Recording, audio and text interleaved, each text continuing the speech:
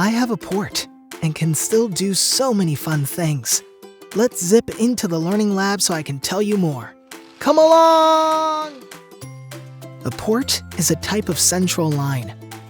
It's placed under the skin on the chest in surgery. The tube goes into a large vein that stops at the top of the heart. The port is then able to give medicine or draw blood. I learned 2 new words, access and deaccess. Accessing a port is when the nurse carefully places a needle into the middle of the port.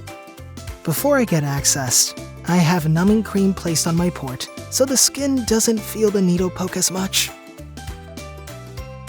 Then I come up with a coping plan.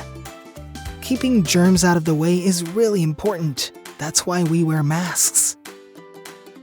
First, the tape and numbing cream are removed with a soft tissue.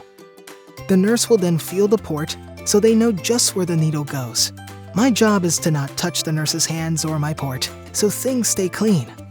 Next, a cleaner is used on the port for at least 30 seconds. Then we wait until it's dry. This cleaner can smell strongly, and I turn my nose away when it bothers me. I always ask my nurse to count to 3 before they access my port. Once that's done, they make sure they're in the right place by checking blood return. Tape is placed on the port to keep it safe.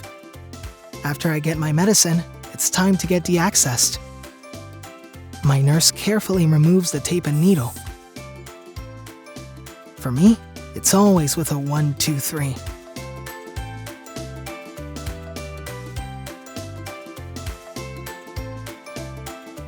Thanks for learning about ports with me. If you still have questions, ask your care team.